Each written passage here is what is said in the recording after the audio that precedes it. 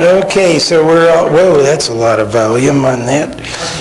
Whoa, turn that down. And that looks pretty good on the YouTube volume. Okay, now that's better, right? Okay.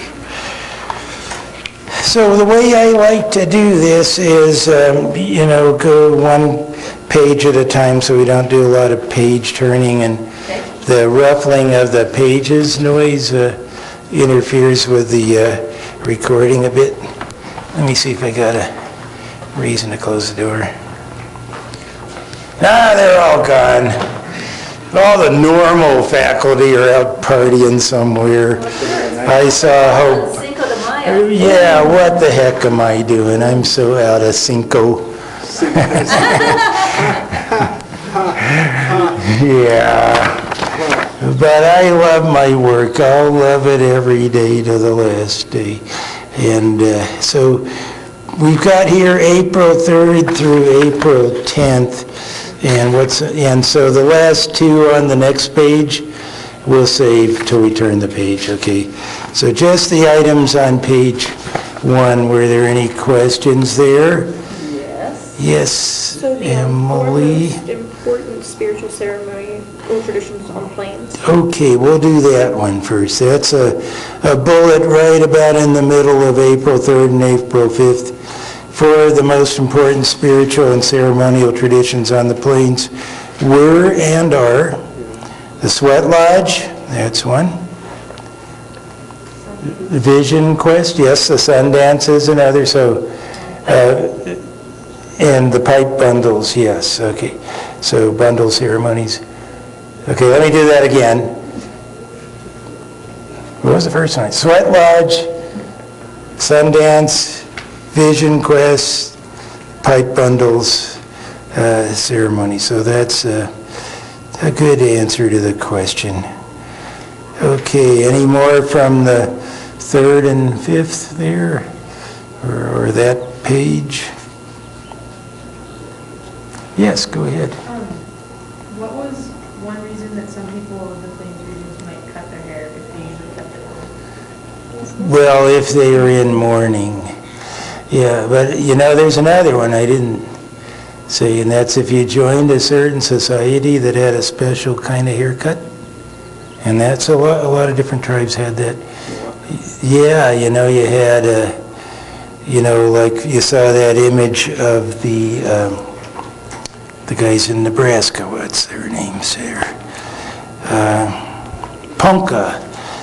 The Ponca chief had short hair, mostly shaved, and the long lock going down the back. The young man in the same tribe, 2 long braids. How about that? So that's another reason, say, eventually if that young man becomes a leader, he'll cut his hair to that other style. But the one that we emphasize that everybody was more commonly purposed for cutting your hair was grieving and in mourning, okay? So that would be the answer. Yeah. What about each sweat lodge had a guardian blank and a human blank? Yeah. A guardian's spirit watching over it, and a human caretaker that keeps the lodge and has a direct relation with that spirit, and makes the offerings to that one. And yeah, that's the thing. You got to have that to have a real lodge, and there's going to be people that'll argue about that, but I think in general most would agree. Yeah. Yes. Would you mind confirming for me the present-day locations of the Plains Indians, or can I tell you what I think they are? Which bullet are you looking Right at? at the top, April 3rd to 5th. Okay, so yeah, these were like some examples that you might have to know. So do you want me to just give you state names for each one? Okay. And it also says provinces, so I'll have to go over the border a couple of times here. So for Blackfeet, Montana and Alberta. Lakota in South Dakota, and Montana. You have some Lakota people at the Fort Peck and at Fort Belknap. Mandan and Hidatsa are in North Dakota. Assiniboine in Montana, Grovant in Montana, Crow in Montana, Anishinaabe or Ojibwe in Minnesota and North Dakota and Montana. Cree, all the heck all over Canada and in Montana as well. Okay. Several provinces in Canada, I'll say that. Okay. Oh, and Menominee, Wisconsin. That's somebody I was talking about the other day.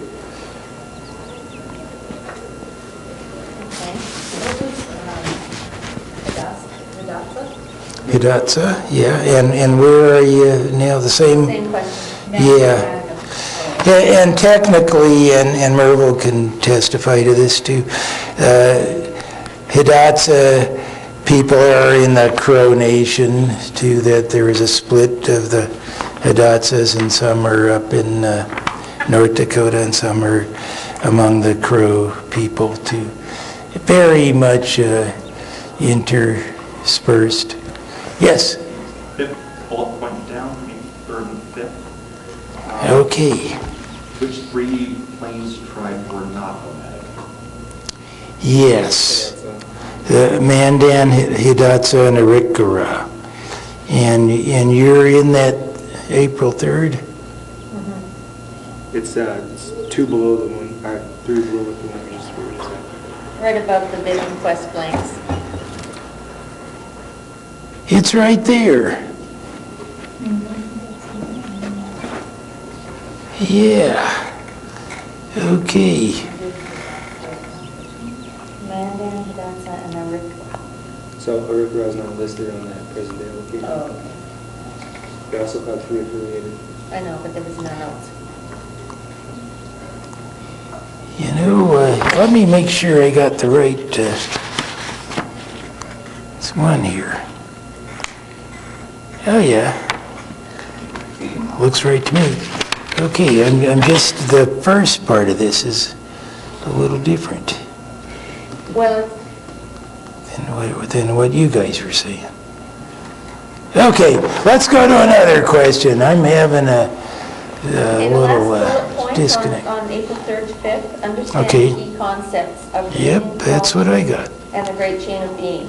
So the Dominion theology was an interpretation of Christianity. Mm-hmm. People belong to the earth, and the great chain was more Aristotelian. No, No? The Dominion theology, the earth belongs to the people, not the people belonging to the earth. Dominion, the earth belongs to the people.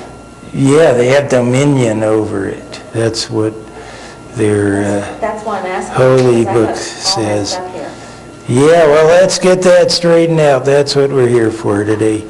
Okay, so brief explanation of Dominion theology coming from an interpretation of Genesis chapter 1, 26 through 28.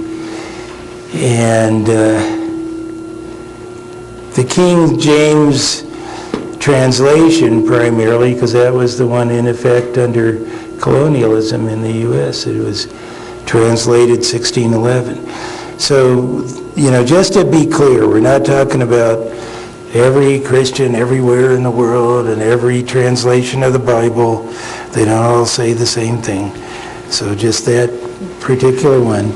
You have this doctrine there that calls the humans to subdue the earth, meaning control it, have dominion over it, it also says, and over all of the birds and the four-legged relatives, the other animals, the other species, and a very different worldview than indigenous. And that was a significant source of conflict. Got to move this mic up down a little lower there. Okay, and so that's Dominion theology in a nutshell, but they also combine it with something called the Great Chain of Being that endorses an Aristotelian hierarchy. In other words, that not all the humans are ranked the same, and the people at the top of the hierarchy are really the ones with the dominion, and that they hold the other lesser ranked humans under their dominion too. And all of this was to, wow, I'm still getting all this feedback, and sorry, you gotta adjust this again. There it goes.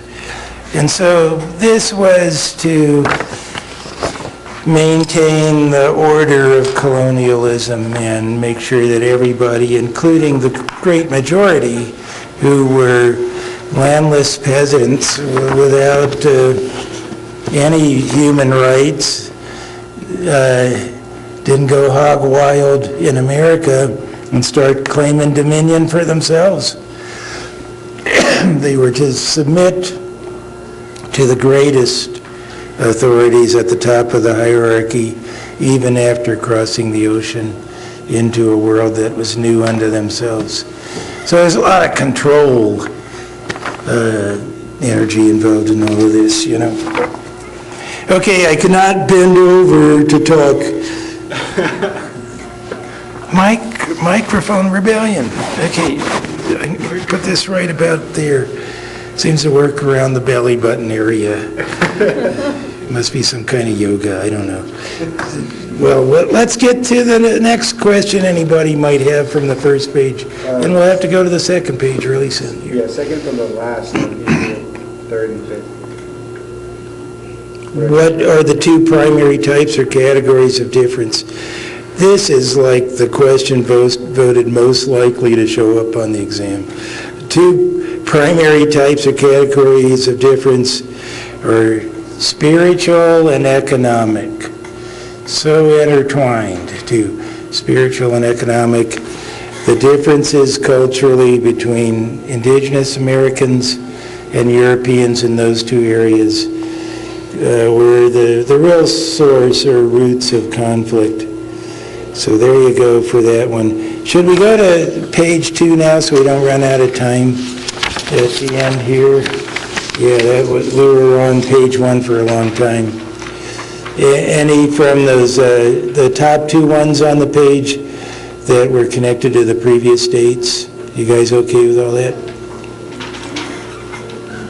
Let's see, what is it? Differences in cultural values and beliefs is a very long article that I am not going to paraphrase right here. You have to read that one. Okay. Let's go to April 10th through 14th and 14th and 17th. There's a lot of overlap in these dates. Yes, Emily? So fifth bullet point down on April 10th through 14th, 3 Yeah. stages about European and Native American interaction. Okay, I can give you the headings on those without doing the whole lectures. You said that was the 5th. Oh, Yes, you're right. I'm seeing it now. Those little arrows don't point right for me sometimes. So, first stage, friendly and reciprocal, I called it. It's also referred to as the feeling out stage, getting to know each other. And for the Europeans, learning the lay of the land and what they were up against trying to create dominion. So friendly and reciprocal is the title of that one. Stage 2 is demographic, DEMOGRAPHIC, shifts, and what was the other, and population change. It was demographic shifts and changes in power, changes in dependency, I also said there. So that with the increase in European population, the coinciding decrease in native population, you get this shift in power. Demographic shifts and conflicts. Is that what I called it? Demographic shifts and conflicts. So simple, so clear. Why was I muddying it up right there? Okay. All right, thank you. So that's And the third one? the third one. Yes, I'm heading there. Okay. Okay, I won't repeat the whole lecture on stage 2. The third one is the establishment of dominion. I also called that mission accomplished from the European point of view. You know, we've got it now. And so the last thing I'll say about the 3 stages, just so that you're clear, is there's no fixed date that this happened for each place at each stage. This is like a repeating pattern that happens in different locations at different times. Sometimes it takes a little longer in one spot, or sometimes it goes a little quicker somewhere else.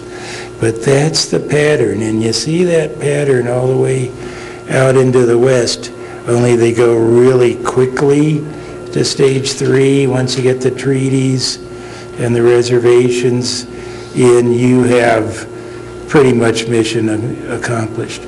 All the little things that build up to the treaties, like the fur trade guys coming in first and kind of checking out the lay of the land, that's stage 1. Lewis and Clark are kind of a transition between stage 1 and stage 2. And then you get the Oregon Trail people changing the population dynamics right before the treaties come in. And it's a similar pattern. And before that, everywhere up to the Mississippi River, you could see that real clearly, too. Okay, let's get another question. I'm talking too much. Yes, sir, in the back. The 8th bullet point down from April 10th to the 14th. Okay. Europeans get a value for the early stages of agricultural trade compared to the natives. Yeah, that's kind of a long one to answer, but I'll just say much more than the natives got.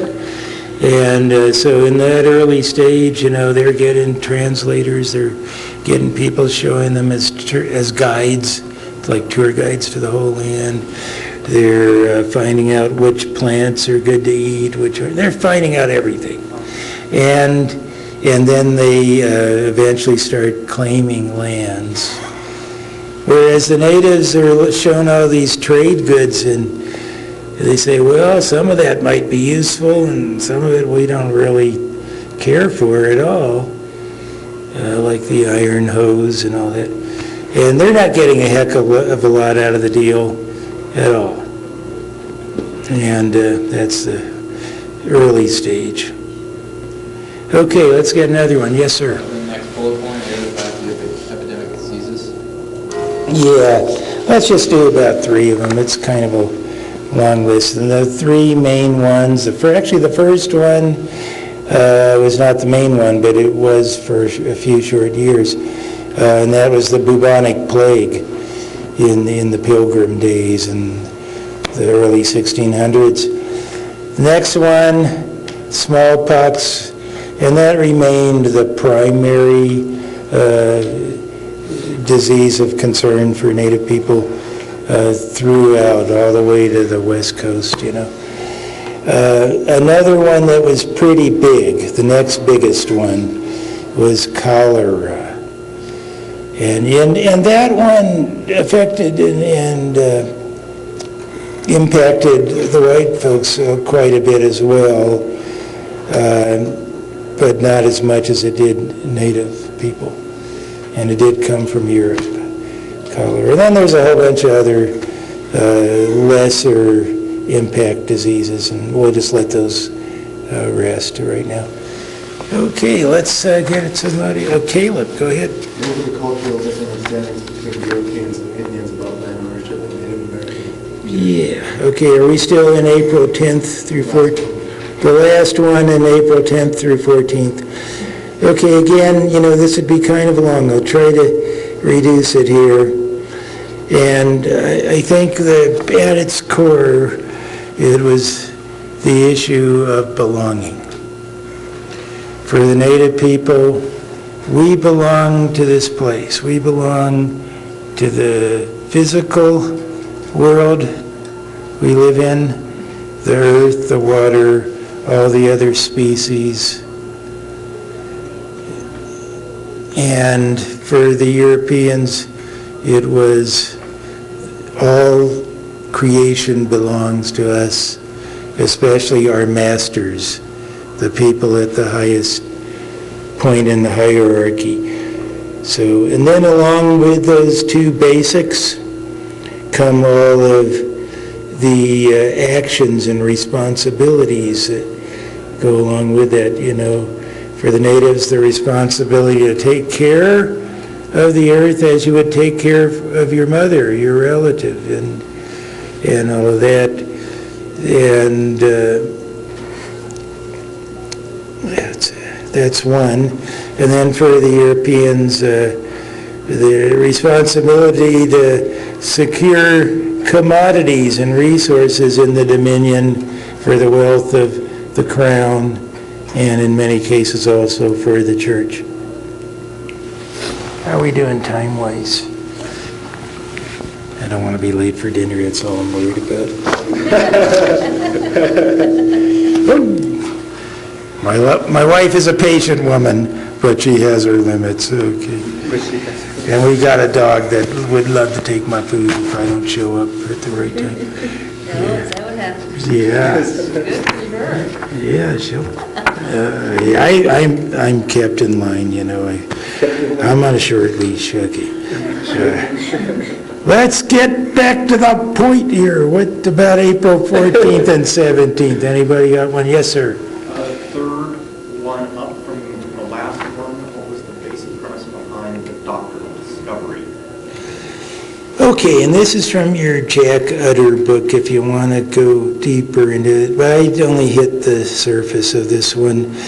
And so basically, in arguing over who has right to land in America, if there's a dispute between two colonialist nations or the citizens of two colonialist nations, as in that particular case in 1823, the claim is settled by which European nation was there first. And that's what the John Marshall Supreme Court upheld there in the Johnson v. McIntosh case. I didn't go over the whole case with you.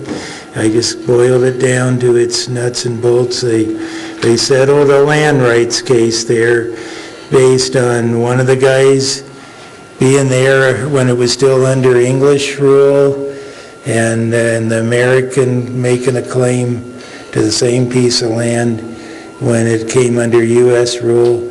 And they say, well, this guy's been here since England had dominion here, so he has the prior claim. England was here first. How about that? Do the natives have any say in all of this, being the first people there? And that's the other part of the doctrine of discovery, is that it's blatantly a Eurocentric and racist ruling by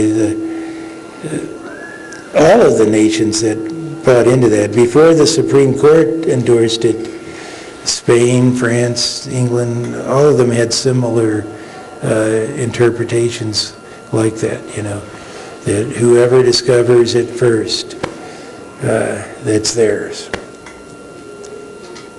Unless you take it by war, and that, hadn't been taken by war, it's just by agreement between England in the U.S.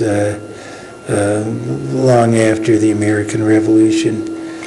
And complicated case, but they settled it under that basis. Yeah. Okay, let's get another one. Yes, ma'am. Based on, 14 and 17, which plan resembles our modern credit system? Yeah, me and my funny plan A, B, C. Okay, so when you're talking about getting people in debt beyond what they can pay off, that's the credit card system to a T, and how they leverage people with that debt and all that. It's, Plan C? did I say C? I meant B. No, you didn't say, I just asked. I say now, B, Plan B. The other is, more like the voluntary relocation program. Come join us, be just like us, but that's Plan A. Okay, any others that you want from that page? I've got to keep track of the time. I want to spend a little time on the essay questions today as well. Okay. Should we go to page 3 now? Okay, we can always come back later if we have time. Okay. Was there only one Trail of Tears? No. Okay, let's get another question.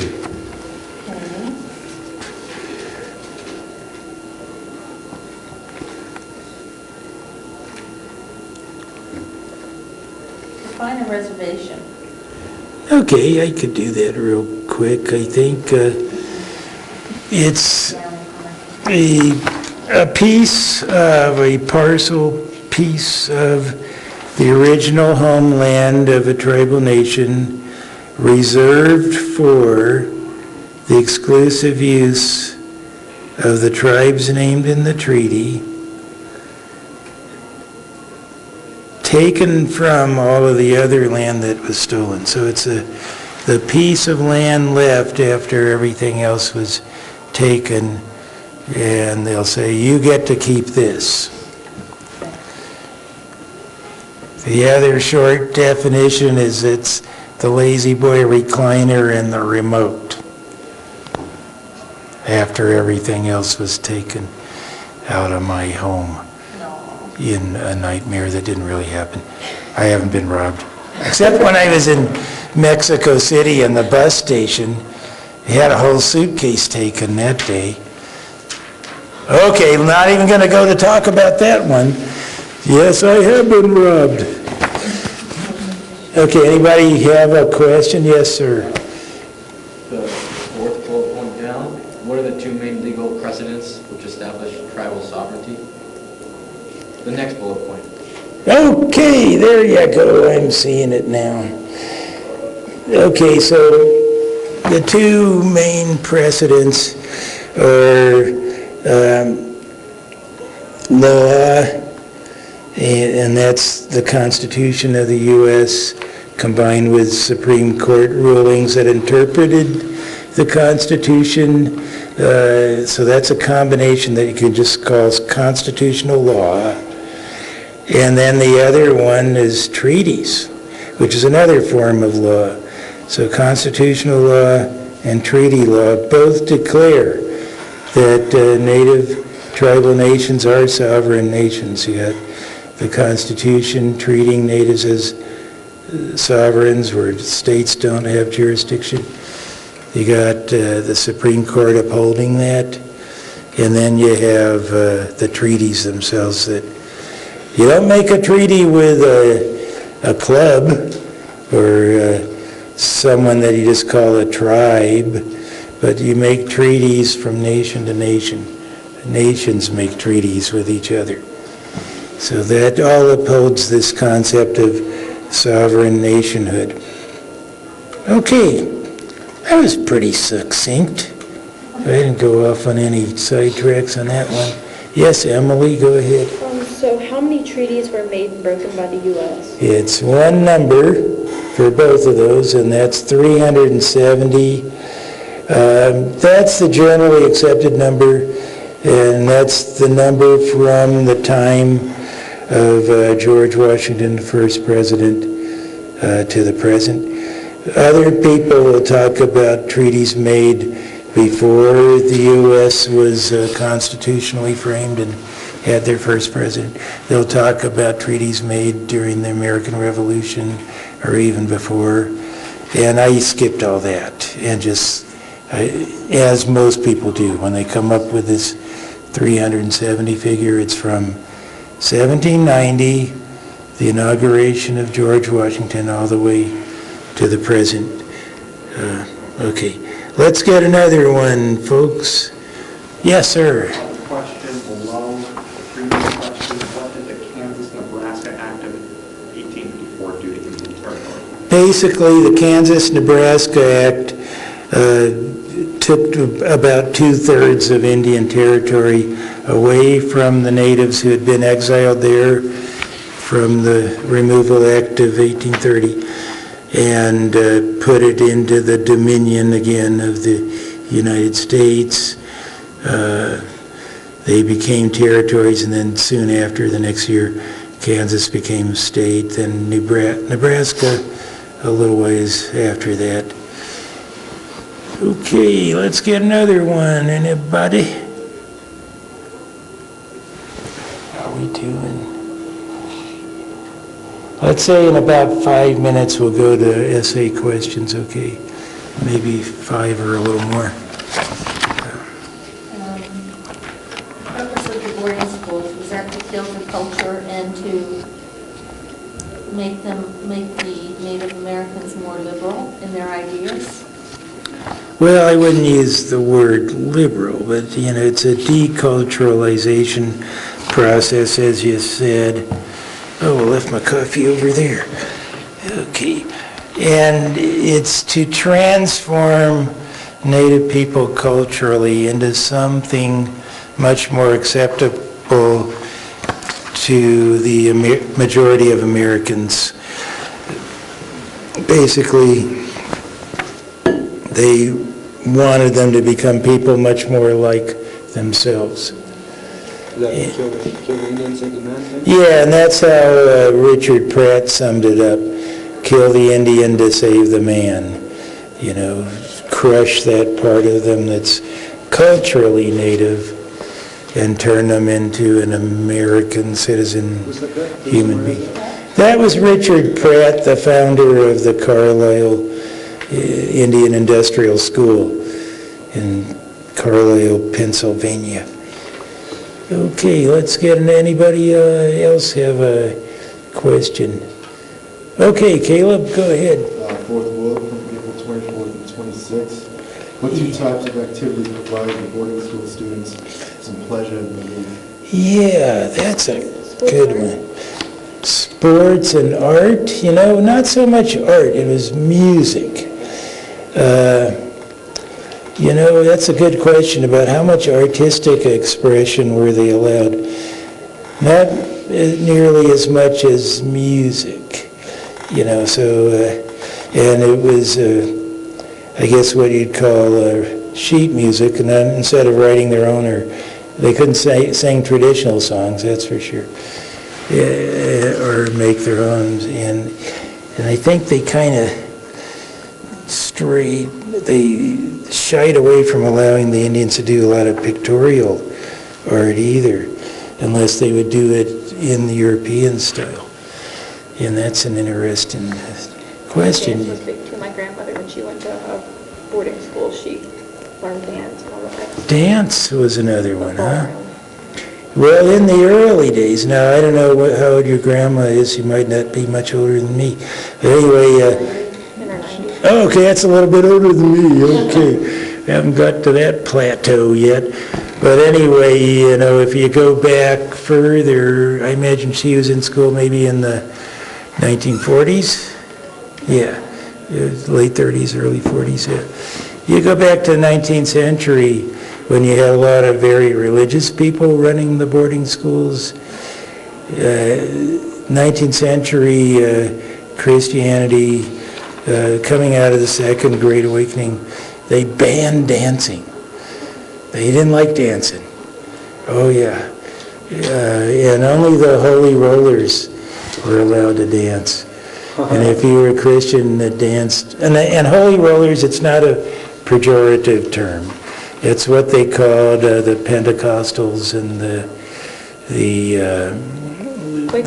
more spiritual, yeah. Quakers and Shakers, that's just known by their name. They're moving. You can't keep them still. No, that's how they started out, but you know the Quakers calmed way down early on. I'm not going to go into the whole history of that, but it's an interesting history. I studied the Quakers quite a bit from my study of the abolitionist movement, yeah. Okay. Let's look at any other questions whatsoever that aren't essay questions. You got anybody? And then we'll do the essays, okay? Yeah, you guys have done a good job, you know. I'm sure the people on YouTube are glad for the questions that you asked. Oh, look, there's another page. Where am I? Oh, come on. Is there still May 5th and 3rd? Okay. We've got this last week and last Friday. Any questions from there? This current week we're in and last Friday, you got anything from that? Yes. How many tribes were terminated by the federal government? Thanks. That's a good, solid, final exam type of question. And the answer to that one's 109 tribes terminated. Okay, yeah, and where'd you see that, my friend?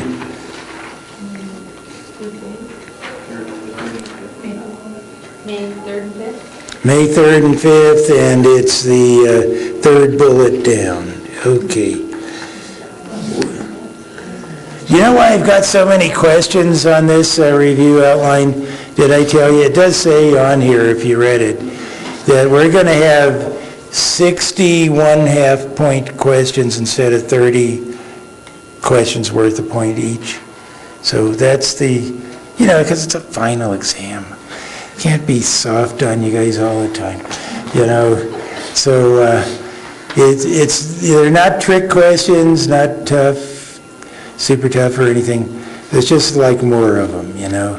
You got to spend a little more time studying for the final than you would for one of the other 2 exams. That's just all basically part of the territory, you know.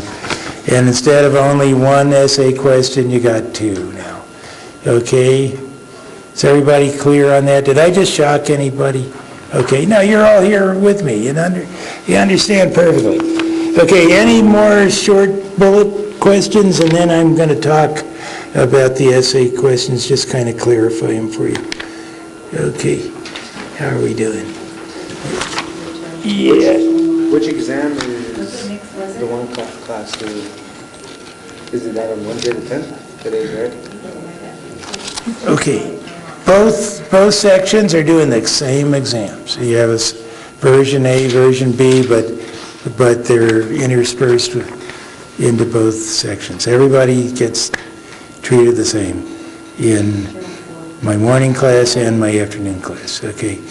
So if there's no questions I didn't cover in the afternoon are going to show up on the exam, and vice versa for the morning class. Just what I managed to cover in sync. Okay, let me go to these essay questions. You know, beyond this review session, folks, if I didn't catch all the questions you're interested in, you have the, what we call the discussion area on Moodle. You can post questions and answer them for each other. It's like an online study group. I really like to see it when people take advantage of that. That's why I put it up there. And where did the essay, there they are on the back of the sheet. So we got 5 of them. Out of these, you choose 2. Dang it, I'm going to put that microphone way over there. I think they can still hear me on YouTube. Creepy little microphone. Okay. It's question 1. And this one, you know, you have that whole impacts of the treaties and reservations thing in the book. I also brought it out in the lecture So that's where you draw your answers to essay question 1 from Article 30. If you study Article 30 and you were listening to the lecture or you listen to it again on YouTube, you will have no problem with question number 1. Because it's phrased treaty and reservation system and not Indian Territory or the Indian Removal Act, you got to make sure you don't get the two confused. There's a lot of similarities, but under the reservation system, people stayed on their homelands, but just a little part of it. Under the removal, they're like exiled for up to 2,000 miles from home to a place that's completely foreign.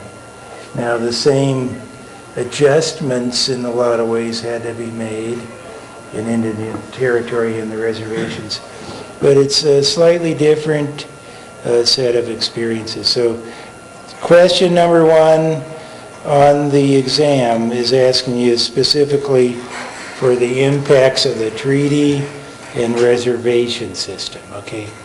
I'll just tell you, that's where people get mixed up the most, is they start talking about Indian removal and trails of tears and being out of your home. And we're really talking about being in a little part of your home, okay, under the reservation system. Okay, so that's enough of that. Okay, number 2, because I'm running out of time.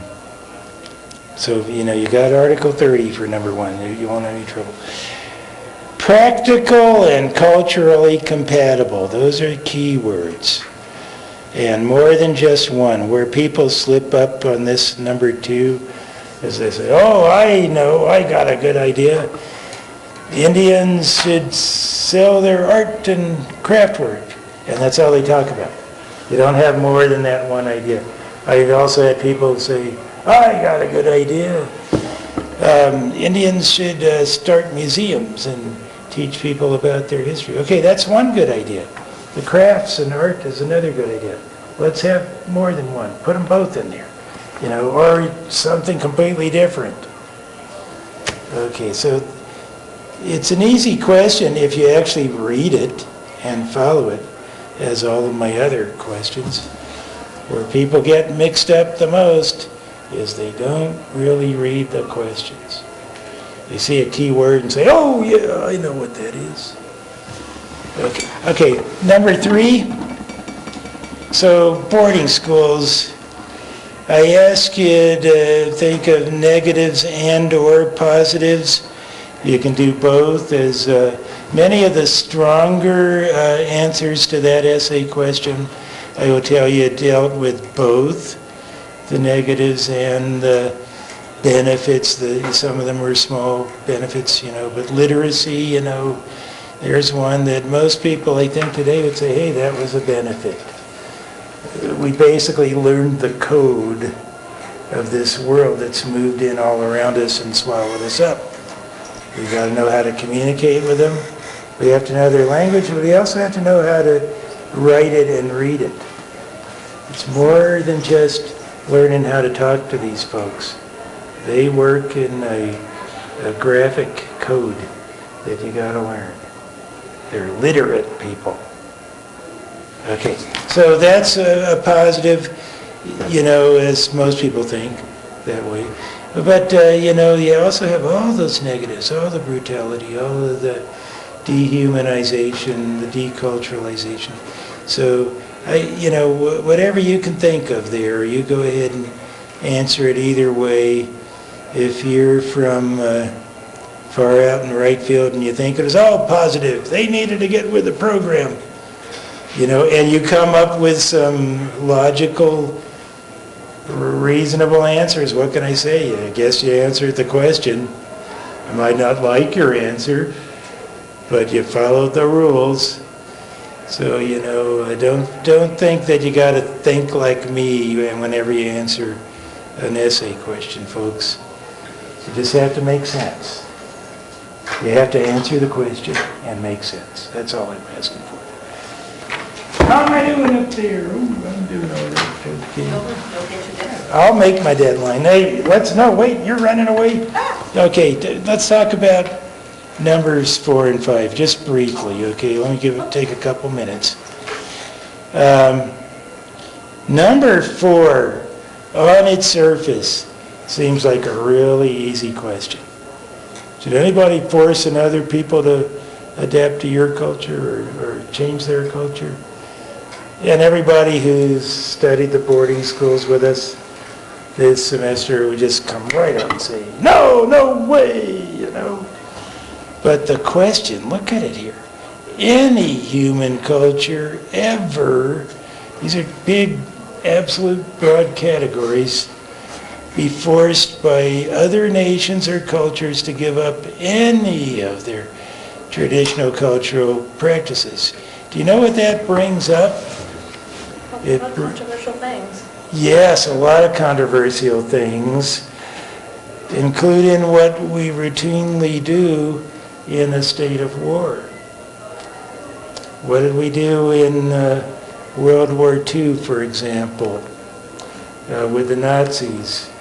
Basically, the U.S. and their allies went over there and declared by word and by action, your culture is wrong because you're persecuting people and you're putting them in these concentration camps, even though we're putting people in concentration camps back in the USA. But no, you don't talk about that when you're talking to the Nazis and you're a general or whatever.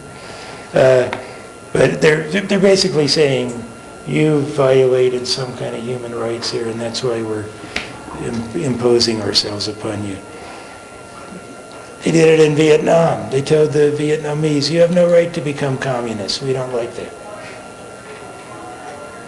We don't want you in a communist culture. And so any war, you name it, there's some kind of cultural attack going on there. It's not just, hustle bustle for power and all that. So in your answer, you got to look for these exceptions. And, I think most of us, and, I'm probably right, but, there could be exceptions. Most of us will say, that's not good, going around and deculturalizing people just out of nowhere, coming in and taking over. And we'd say that, but the question is asking you to think of the exceptions to the rule. Okay? That's where people go wrong with this question. They just say the first thing that comes to their head, obviously, certainly, no way do you deculturalize anybody.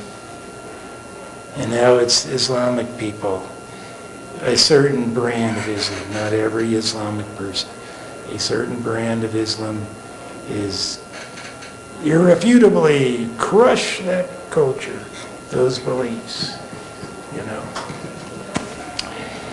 Number 5 is a compare and contrast question. That calls upon the answerer of the question, the essayist, to draw from a deep pool of knowledge. And, this exam is not cumulative, and it's basically covering the last third of class. But this particular essay question really calls on the student to summarize all your knowledge that you got this semester and compare indigenous cultures to European cultures at the time of colonialism.